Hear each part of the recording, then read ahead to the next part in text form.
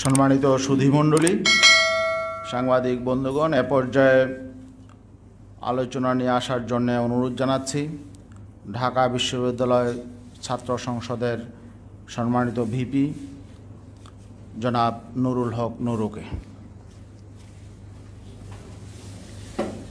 আউযুবিল্লাহি মিনাশ শাইতানির রাজিম। বিসমিল্লাহির রহমানির রহিম। উপস্থিত দেশের গণ্যমান্য আলেম ওলামা এবং ইসলামী রাজনৈতিক নেতৃবৃন্দ সহ যারা উপস্থিত আছেন প্রত্যেকে আমার সালাম, আসসালামু আলাইকুম।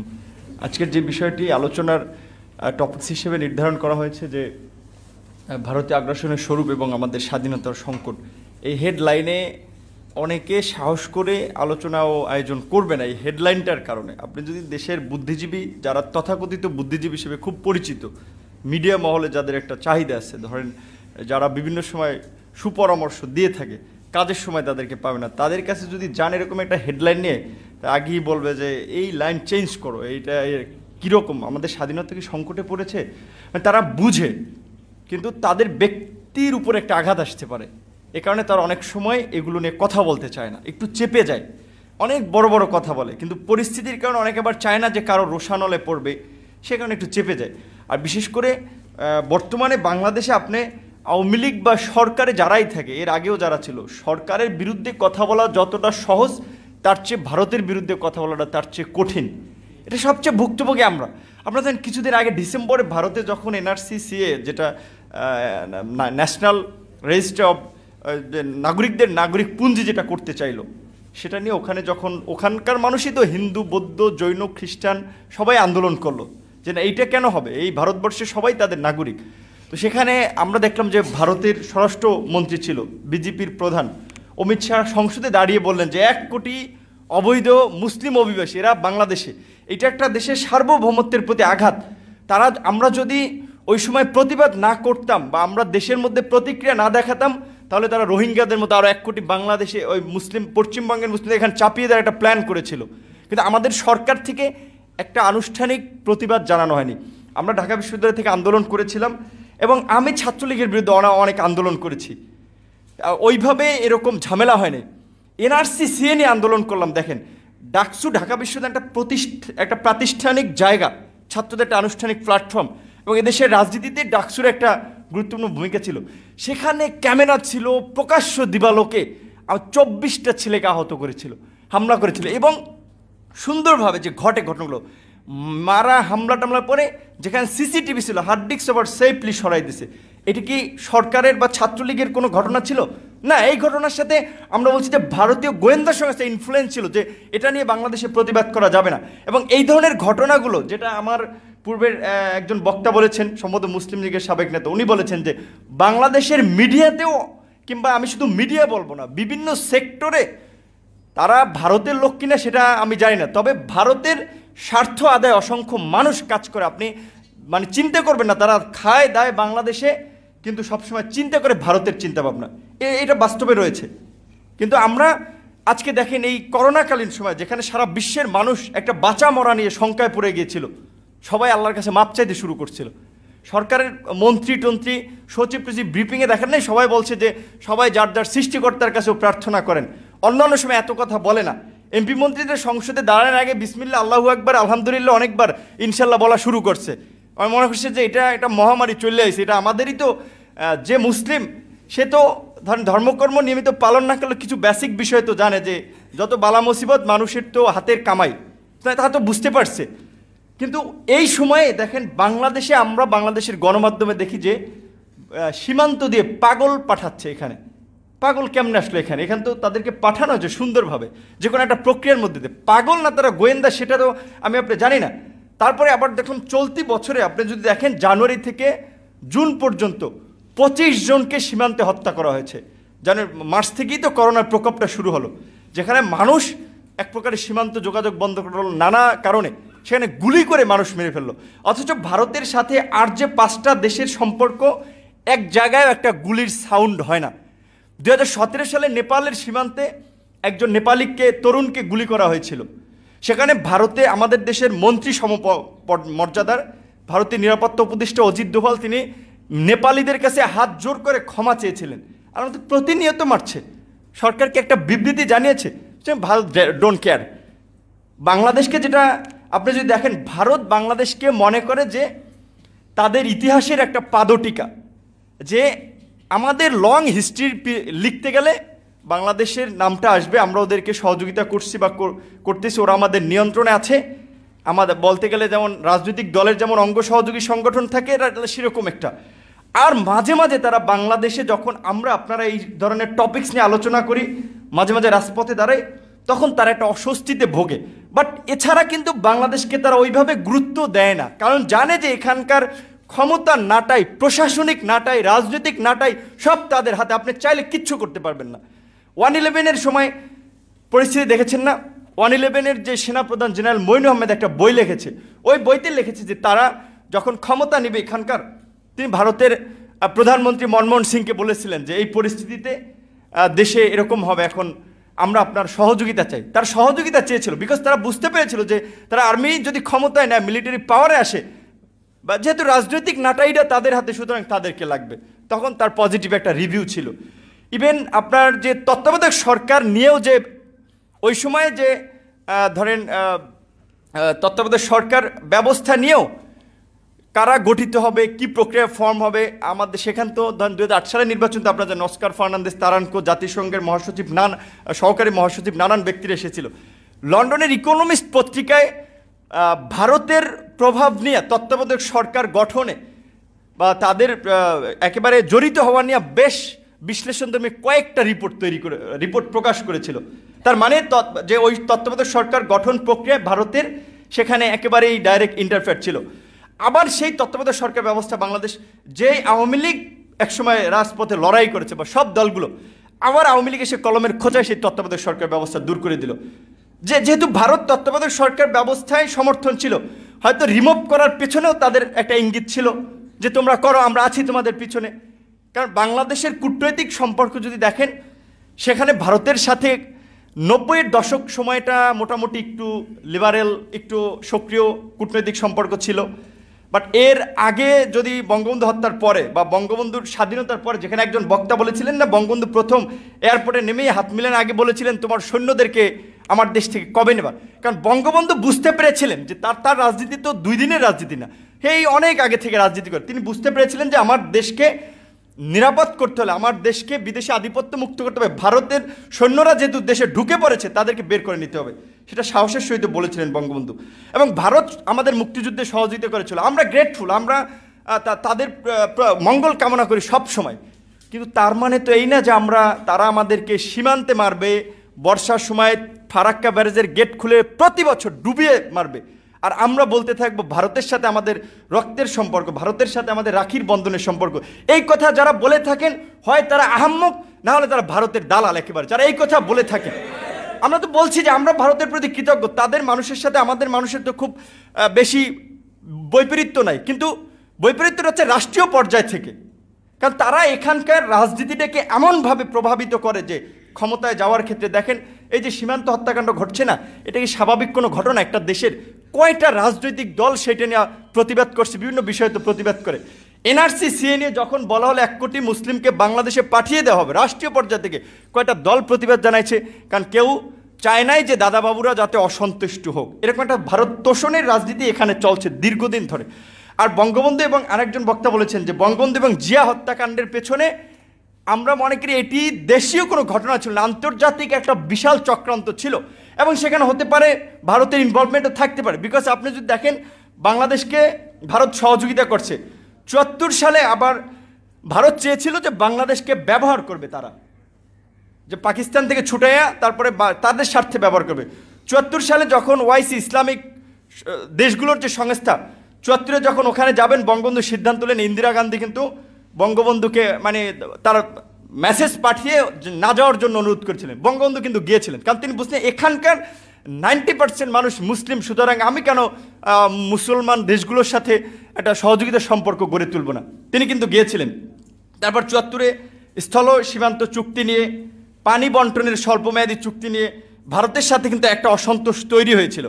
74 সালে ওই সময়ের যে ভারতীয় গোয়েন্দা সংস্থা, যে রয়ের প্রধান, বাংলাদেশে এসে বঙ্গবন্ধুকে সতর্ক করেছিল যে আপনার উপরে প্রাণনাশের হামলা হতে পারে। বঙ্গবন্ধু খুব সাধারণ মানুষ ছিলেন, একেবারে সবাইকে ভালোবাসতেন। তিনি ভাবতে পারেননি যে তার যারা রাজনীতি করে সবই তো তার শিষ্য সার্গিত, তিনি ভাবতে পারেননি যে তারা তার বুকে গুলি চালাবে। তিনি বলেছিলেন না, ওরা আমার ছেলের মতো, ওরা এই কাজ করবে না, যখন এটা করেছিলেন। অ্যান্ড কেউ কেউ বলে ভারতের সতর্ক করেছিল, যদি সতর্ক করে তাহলে তারা তার প্রিভেনশনে ব্যবস্থা নিবে যাতে বঙ্গবন্ধু হত্যাকাণ্ড না ঘটে।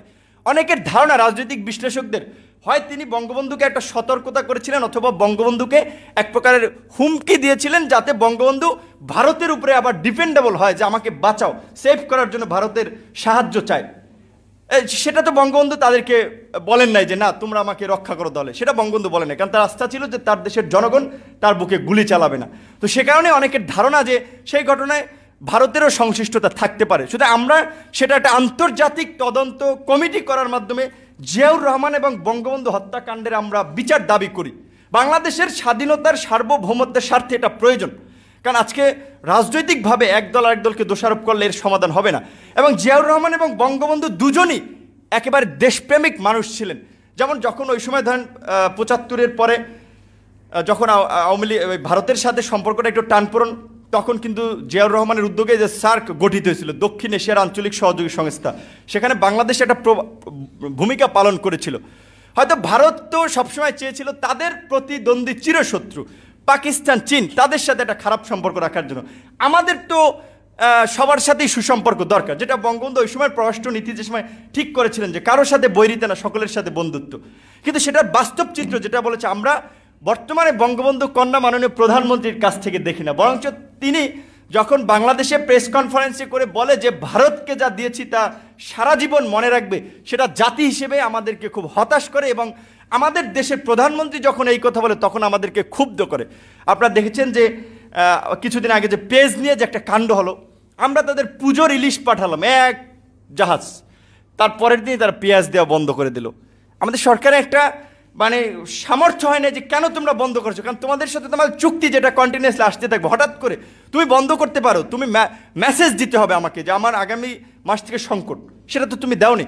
অথচ এগুলো নিয়ে কিন্তু তারা যতই আমরা আপনারা প্রেস ক্লাবে বলি, ওইদিকে বলি, সরকার কোনো আমলে নিচ্ছে না। এখন হচ্ছে সরকারকে যদি আমলে নেওয়াতে চান এবং বাংলাদেশের যেটা বলছেন যে আজকে যে আমাদের আপনার আগ্রাসন যদি রুখতে চান এবং আমাদের যে স্বাধীনতার সংকটটা হচ্ছে স্বাধীনতার পর থেকে এখনও ভারত প্রত্যেকটা ক্ষেত্রে ইন্টারফেয়ার করে যাচ্ছে, তাদের বলয় তৈরি করে রেখে যাচ্ছে। বাংলাদেশকে যেটা বলছে যে সিকিমের মতো নিবে না, কিন্তু বাংলাদেশকে শোষণ করবে রাজনৈতিকভাবে, অর্থনৈতিকভাবে, এবং তাদের হাতের পুতুল বানিয়ে রাখতে চাবে। সুতরাং সেখান থেকে যদি মুক্ত করতে চান তাহলে আমাদের ইসলামিক, অন ইসলামিক মানে কোনো মানুষ, শুধু বাংলাদেশের যারা দেশপ্রেমিক জনগণ, তাদের একটা ঐক্য ছাড়া এই অবস্থার থেকে উত্তরণের সম্ভব না। সেজন্য আজকে ইসলামী আন্দোলনের পক্ষ থেকে এই ধরনের উদ্যোগ নেওয়া হয়েছে। এখানে অনেক ইসলামিক দলের নেতৃবৃন্দ আছেন, আমি তাদের প্রতি ধন্যবাদ জানাই। যে আপনারা অনেকে বলে যে হুজুররা খালি মসজিদ কেন্দ্রিক রাজনীতি করে, তাবলিগ কেন্দ্রিক, আপনারা আজকে আন্তর্জাতিক প্রেক্ষাপটে বর্তমানে বাংলাদেশ খুবই একটা যেমন ট্রাম্প কার্ড, মানে ট্রাম্প কার্ড বলতে আপনি যদি খেলতে পারেন আপনি জয়লাভ করবেন, আর যদি আমরা কারো খেলার পাত্র হই তাহলে আমাদের নিয়ে খেলবে, মানে ফুটবলের মতো, যেটা যদি আমরা প্লেয়ার হই আমরা লাথি দিতে পারবো, আর যদি ফুটবল হয় তাহলে আমাদের লাথি খাওয়া লাগবে। আজকে চীন যেভাবে বাণিজ্যিকভাবে বিশ্ব একটা রাইজিং শক্তি হচ্ছে, তারা চাচ্ছে যে বাংলাদেশে তাদের বিনিয়োগ করতে, বাংলাদেশকে হেল্প করতে, আবার ভারতও চাচ্ছে, আবার আমেরিকাও চাচ্ছে কৌশলগত কারণে যে আমাদের সাথে গুড রিলেশন তৈরি করতে। সুতরাং আমি কেন একটা দেশের উপরে ডিপেন্ডেবল হব? যেই তিস্তা চুক্তি এত বছরেও হয়নি, স্বাধীনতার 50 বছরে হয়নি, সেখানে চীন $100 কোটি তিস্তা ব্যারেজ প্রকল্পে সহায়তা করতে চাইছে। সুতরাং ভারত অখুশি হতে পারে, কিন্তু আমি কেন নিব না? তুমি তো আমাকে তিস্তা চুক্তি দিচ্ছ না। শুধু তিস্তা নয়, 54টি নদীর ন্যায্য হিস্সা আমরা পাচ্ছি না, যে কারণে বলা হচ্ছে যে আপনার শুকনা মৌসুমে উত্তরাঞ্চল ফেটে চৌচির হয়ে যায়, আর এইদিকে বর্ষার সিজনে আমাদেরকে ডুবিয়ে মারে ভারত। অথচ এই ফারাক্কা বাঁধ কিন্তু পরীক্ষামূলকভাবে 41 দিনের জন্য শুরু করেছিল। এবং আপনারা একটা কথা, যে মাওলানা ভাসানীকে এই দেশের মানে অন্যতম একজন নেতা বলে, আগ্রাসন বিরোধী নেতা বলা হয়, কারণ তিনি ওই সময় একটা কথা বলেছিলেন যে আমরা দিল্লির গোলামি করার জন্য পিন্ডি থেকে মুক্তি হয়নি, অর্থাৎ যে পাকিস্তানের রাজধানী ছিল, যে সেই পাকিস্তানকে ইন্ডিকেট করে বলছে যে কারণ দিল্লির দিকে তখন এভাবে আমরা দিল্লির আগ্রাসনে পরিণত হচ্ছি। কাজে আজকে সে মাওলানা ভাসানীর সেই কথার যথার্থতা রয়েছে। আজকে এখানে আমরা রাজনৈতিক, সামাজিক, অর্থনৈতিক সব ক্ষেত্রেই ভারতীয় আগ্রাসনের শিকার। আজকে সাংস্কৃতিক ক্ষেত্রে বাংলাদেশের চ্যানেল বলেন বিটিভি সরকারের চ্যানেলটা ওখানে দেখাতে পারেনি, অথচ ভারতের সবগুলো চ্যানেল এখানে, এবং ভারতীয় চ্যানেলে এখানকার পণ্যের অ্যাড হয়।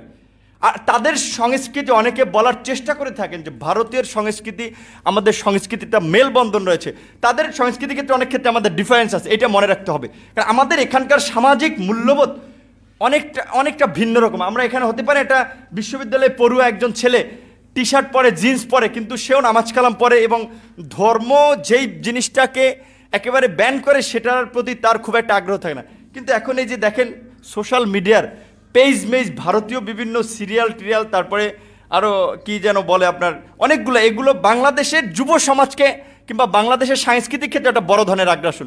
তো আজকে এই আলোচনার জন্য আপনাদেরকে ধন্যবাদ জানাই।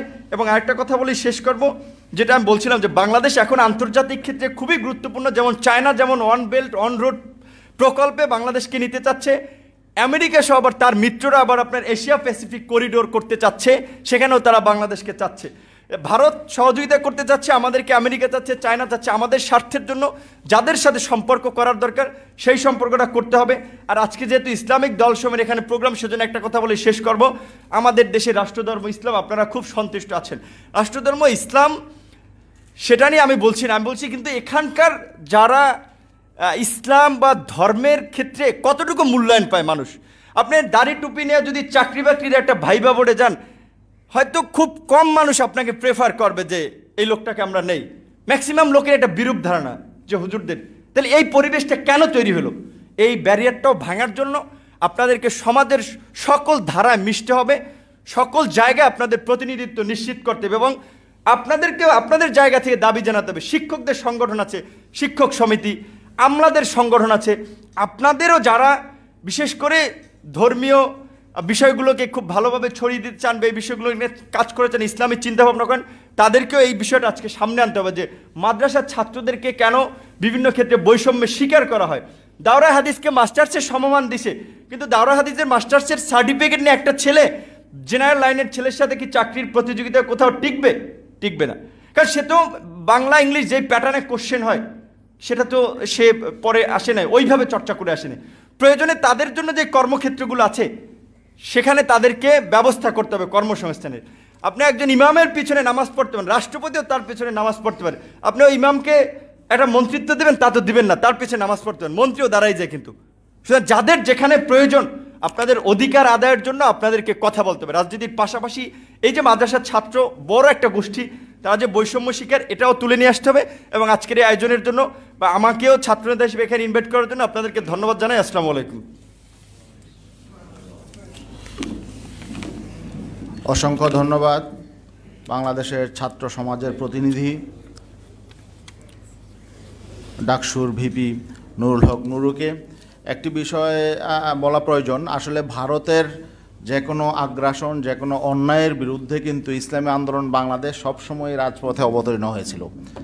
এনআরসির বিরুদ্ধে, টিপাইমুখ বাদের পরিকল্পনার বিরুদ্ধে কিন্তু ঐতিহাসিক লং মার্চ করেছিল ইসলামী আন্দোলন বাংলাদেশ।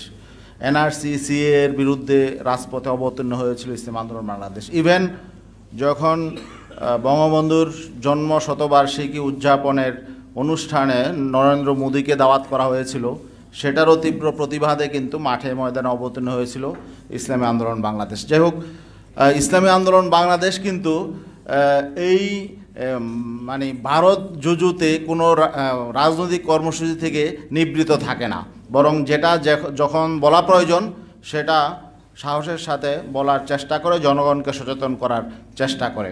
আজকের এই সেমিনারও তারই একটা ধারাবাহিকতা।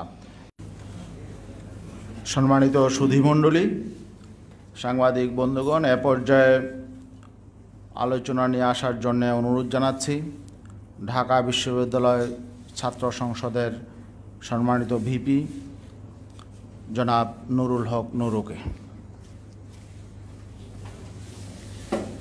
আউযুবিল্লাহি মিনাশ শাইতানির রাজিম, বিসমিল্লাহির রহমানির রহিম। উপস্থিত দেশের গণ্যমান্য আলেম ওলামা এবং ইসলামী রাজনৈতিক নেতৃবৃন্দ সহ যারা উপস্থিত আছেন প্রত্যেকে আমার সালাম, আসসালামু আলাইকুম। আজকের যে বিষয়টি আলোচনার টপিকস হিসেবে নির্ধারণ করা হয়েছে যে ভারতীয় আগ্রাসনের স্বরূপ এবং আমাদের স্বাধীনতার সংকট, এই হেডলাইনে অনেকে সাহস করে আলোচনা ও আয়োজন করবে না এই হেডলাইনটার কারণে। আপনি যদি দেশের বুদ্ধিজীবী, যারা তথাকথিত বুদ্ধিজীবী হিসেবে খুব পরিচিত, মিডিয়া মহলে যাদের একটা চাহিদা আছে, ধরেন যারা বিভিন্ন সময় সুপরামর্শ দিয়ে থাকে, কাজের সময় তাদেরকে পাবে না, তাদের কাছে যদি যান এরকম একটা হেডলাইন নিয়ে, আগেই বলবে যে এই লাইন চেঞ্জ করো, এইটা কীরকম, আমাদের স্বাধীনতা কি সংকটে পড়েছে।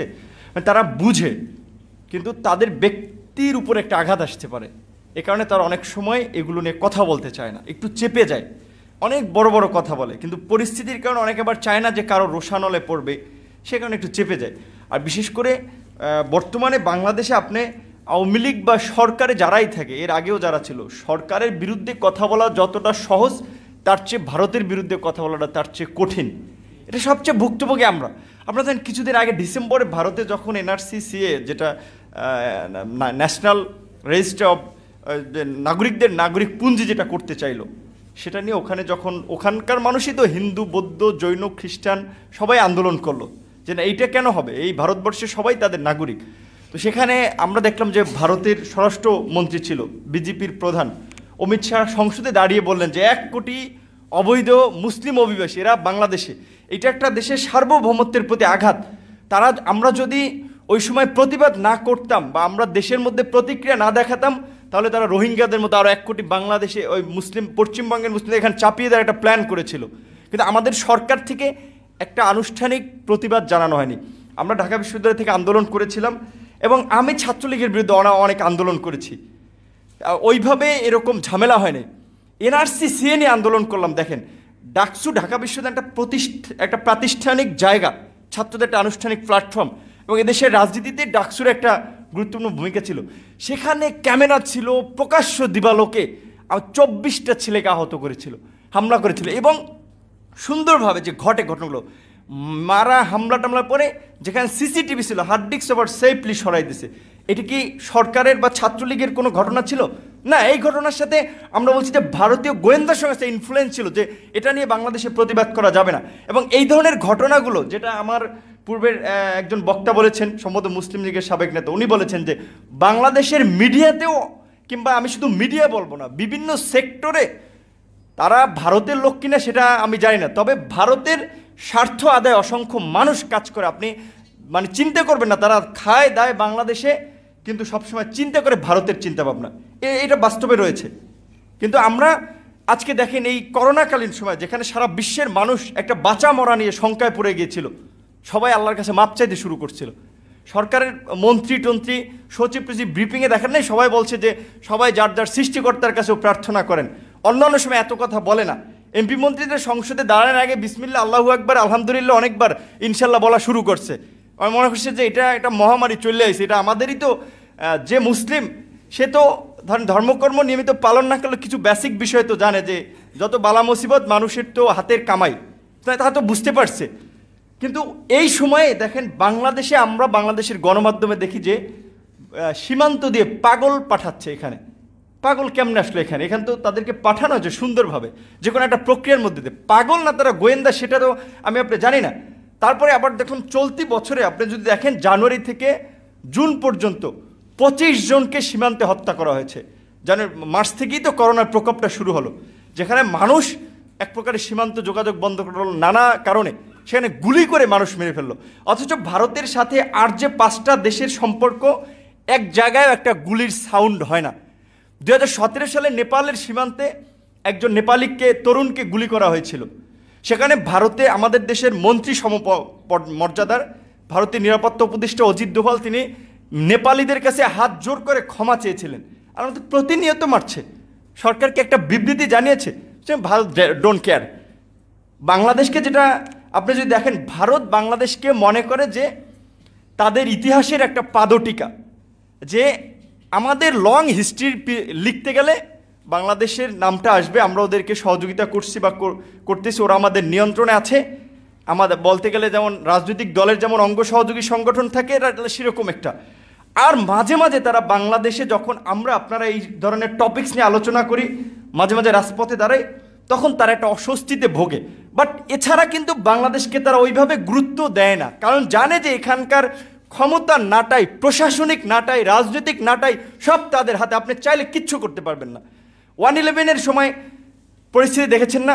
1/11-এর যে সেনাপ্রধান জেনারেল মঈন আহমেদ একটা বই লিখেছে, ওই বইতে লিখেছে যে তারা যখন ক্ষমতা নেবে এখানকার, তিনি ভারতের প্রধানমন্ত্রী মনমোহন সিংকে বলেছিলেন যে এই পরিস্থিতিতে দেশে এরকম হবে, এখন আমরা আপনার সহযোগিতা চাই। তার সহযোগিতা চেয়েছিল, বিকজ তারা বুঝতে পেরেছিল যে তারা আর্মি যদি ক্ষমতায় নেয়, মিলিটারি পাওয়ারে আসে, বা যেহেতু রাজনৈতিক নাটাইটা তাদের হাতে, সুতরাং তাদেরকে লাগবে। তখন তার পজিটিভ একটা রিভিউ ছিল। ইভেন আপনার যে তত্ত্বাবধায়ক সরকার নিয়েও যে ওই সময়ে যে ধরেন তত্ত্বাবধায়ক সরকার ব্যবস্থা নিয়েও কারা গঠিত হবে, কি প্রক্রিয়া ফর্ম হবে, আমাদের সেখান তো ধরেন 2008 সালের নির্বাচন তো আপনার অস্কার ফার্নান্দেস তারানকো, জাতিসংঘের মহাসচিব, সহকারী মহাসচিব, নানান ব্যক্তিরা এসেছিল। লন্ডনের ইকোনমিস্ট পত্রিকায় ভারতের প্রভাব নিয়ে তত্ত্বাবধায়ক সরকার গঠনে বা তাদের একেবারে জড়িত হওয়া নিয়ে বেশ বিশ্লেষণধর্মী কয়েকটা রিপোর্ট প্রকাশ করেছিল। তার মানে যে ওই তত্ত্বাবধায়ক সরকার গঠন প্রক্রিয়ায় ভারতের সেখানে একেবারেই ডাইরেক্ট ইন্টারফেয়ার ছিল। আবার সেই তত্ত্বাবধায়ক সরকার ব্যবস্থা বাংলাদেশ, যেই আওয়ামী লীগ একসময় রাজপথে লড়াই করেছে বা সব দলগুলো, আবার আওয়ামী লীগ এসে কলমের খোঁজায় সেই তত্ত্বাবধায়ক সরকার ব্যবস্থা দূর করে দিল। যেহেতু ভারত তত্ত্বাবধায়ক সরকার ব্যবস্থায় সমর্থন ছিল, হয়তো রিমুভ করার পেছনেও তাদের একটা ইঙ্গিত ছিল যে তোমরা করো, আমরা আছি তোমাদের পিছনে। কারণ বাংলাদেশের কূটনৈতিক সম্পর্ক যদি দেখেন, সেখানে ভারতের সাথে 90-এর দশক সময়টা মোটামুটি একটু লিবারেল, একটু সক্রিয় কূটনৈতিক সম্পর্ক ছিল। বাট এর আগে যদি বঙ্গবন্ধু হত্যার পরে বা বঙ্গবন্ধুর স্বাধীনতার পরে, যেখানে একজন বক্তা বলেছিলেন না, বঙ্গবন্ধু প্রথম এয়ারপোর্টে নেমেই হাত মিলানোর আগে বলেছিলেন তোমার সৈন্যদেরকে আমার দেশ থেকে কবে নেবা। কারণ বঙ্গবন্ধু বুঝতে পেরেছিলেন যে তার রাজনীতি তো 2 দিনের রাজনীতি না, এই অনেক আগে থেকে রাজনীতি করে তিনি বুঝতে পেরেছিলেন যে আমার দেশকে নিরাপদ করতে হলে, আমার দেশকে বিদেশি আধিপত্য মুক্ত করতে হবে, ভারতের সৈন্যরা যেহেতু দেশে ঢুকে পড়েছে তাদেরকে বের করে নিতে হবে। সেটা সাহসের সহিত বলেছিলেন বঙ্গবন্ধু। এবং ভারত আমাদের মুক্তিযুদ্ধে সহযোগিতা করেছিল, আমরা গ্রেটফুল, আমরা তাদের মঙ্গল কামনা করি সব সময়। কিন্তু তার মানে তো এই না যে তারা আমাদেরকে সীমান্তে মারবে, বর্ষার সময় ফারাক্কা ব্যারেজের গেট খুলে প্রতি বছর ডুবিয়ে মারবে, আর আমরা বলতে থাকবো ভারতের সাথে আমাদের রক্তের সম্পর্ক, ভারতের সাথে আমাদের রাখির বন্ধনের সম্পর্ক। এই কথা যারা বলে থাকেন, হয় তারা আহাম্মক, না হলে তারা ভারতের দালাল একেবারে, যারা এই কথা বলে থাকেন। আমরা তো বলছি যে আমরা ভারতের প্রতি কৃতজ্ঞ, তাদের মানুষের সাথে আমাদের মানুষের তো খুব বেশি বৈপরীত্য নাই, কিন্তু বৈপরীত্যটা হচ্ছে রাষ্ট্রীয় পর্যায় থেকে। কারণ তারা এখানকার রাজনীতিটাকে এমনভাবে প্রভাবিত করে যে ক্ষমতায় যাওয়ার ক্ষেত্রে দেখেন, এই যে সীমান্ত হত্যাকাণ্ড ঘটছে না, এটা কি স্বাভাবিক কোনো ঘটনা? একটা দেশের কয়টা রাজনৈতিক দল সেটা নিয়ে প্রতিবাদ করছে, বিভিন্ন বিষয়ে তো প্রতিবাদ করে। এনআরসি সিএ নিয়ে যখন বলা হলো 1 কোটি মুসলিমকে বাংলাদেশে পাঠিয়ে দেওয়া হবে রাষ্ট্রীয় পর্যায় থেকে, কয়টা দল প্রতিবাদ জানাইছে? কারণ কেউ চায় নাই যে দাদাবাবুরা যাতে অসন্তুষ্ট হোক। এরকম একটা ভারত তোষণের রাজনীতি এখানে চলছে দীর্ঘদিন ধরে। আর বঙ্গবন্ধু এবং আরেকজন বক্তা বলেছেন যে বঙ্গবন্ধু এবং জিয়া হত্যাকাণ্ডের পেছনে আমরা মনে করি এটি দেশীয় কোনো ঘটনা ছিল না, আন্তর্জাতিক একটা বিশাল চক্রান্ত ছিল, এবং সেখানে হতে পারে ভারতের ইনভলভমেন্টও থাকতে পারে। বিকজ আপনি যদি দেখেন, বাংলাদেশকে ভারত সহযোগিতা করছে 74 সালে, আবার ভারত চেয়েছিল যে বাংলাদেশকে ব্যবহার করবে, তারা যে পাকিস্তান থেকে ছুটাইয়া তারপরে তাদের স্বার্থে ব্যবহার করবে। 74 সালে যখন ওআইসি, ইসলামিক দেশগুলোর যে সংস্থা, 74-এ যখন ওখানে যাবেন, বঙ্গবন্ধু সিদ্ধান্ত নেন, ইন্দিরা গান্ধী কিন্তু বঙ্গবন্ধুকে মানে তার মেসেজ পাঠিয়ে না যাওয়ার জন্য অনুরোধ করেছিলেন। বঙ্গবন্ধু কিন্তু গিয়েছিলেন, কারণ তিনি বুঝতেন এখানকার 90% মানুষ মুসলিম, সুতরাং আমি কেন মুসলমান দেশগুলোর সাথে একটা সহযোগিতার সম্পর্ক গড়ে তুলব না। তিনি কিন্তু গিয়েছিলেন। তারপর 74-এ স্থল সীমান্ত চুক্তি নিয়ে, পানি বন্টনের স্বল্পমেয়াদী চুক্তি নিয়ে ভারতের সাথে কিন্তু একটা অসন্তোষ তৈরি হয়েছিল। 74 সালে ওই সময়ের যে ভারতীয় গোয়েন্দা সংস্থা, যে রয়ের প্রধান, বাংলাদেশে এসে বঙ্গবন্ধুকে সতর্ক করেছিল যে আপনার উপরে প্রাণনাশের হামলা হতে পারে। বঙ্গবন্ধু খুব সাধারণ মানুষ ছিলেন, একেবারে সবাইকে ভালোবাসতেন। তিনি ভাবতে পারেননি যে তার যারা রাজনীতি করে সবই তো তার শিষ্য সার্গিত, তিনি ভাবতে পারেননি যে তারা তার বুকে গুলি চালাবে। তিনি বলেছিলেন না, ওরা আমার ছেলের মতো, ওরা এই কাজ করবে না, যখন এটা করেছিলেন। অ্যান্ড কেউ কেউ বলে ভারতের সতর্ক করেছিল, যদি সতর্ক করে তাহলে তারা তার প্রিভেনশনে ব্যবস্থা নিবে যাতে বঙ্গবন্ধু হত্যাকাণ্ড না ঘটে। অনেকের ধারণা, রাজনৈতিক বিশ্লেষকদের, হয় তিনি বঙ্গবন্ধুকে একটা সতর্কতা করেছিলেন, অথবা বঙ্গবন্ধুকে এক প্রকারের হুমকি দিয়েছিলেন যাতে বঙ্গবন্ধু ভারতের উপরে আবার ডিপেন্ডেবল হয়, যে আমাকে বাঁচাও, সেভ করার জন্য ভারতের সাহায্য চায়। সেটা তো বঙ্গবন্ধু তাদেরকে বলেন নাই যে না তোমরা আমাকে রক্ষা করো দলে, সেটা বঙ্গবন্ধু বলেন নাই, কারণ তার আস্থা ছিল যে তার দেশের জনগণ তার বুকে গুলি চালাবে না। তো সে কারণে অনেকের ধারণা যে সেই ঘটনায় ভারতেরও সংশ্লিষ্টতা থাকতে পারে। শুধু আমরা সেটা একটা আন্তর্জাতিক তদন্ত কমিটি করার মাধ্যমে জিয়াউর রহমান এবং বঙ্গবন্ধু হত্যাকাণ্ডের আমরা বিচার দাবি করি। বাংলাদেশের স্বাধীনতার সার্বভৌমত্বের স্বার্থে এটা প্রয়োজন, কারণ আজকে রাজনৈতিকভাবে একদল আরেকদলকে দোষারোপ করলে এর সমাধান হবে না। এবং জিয়াউর রহমান এবং বঙ্গবন্ধু দুজনই একেবারে দেশপ্রেমিক মানুষ ছিলেন।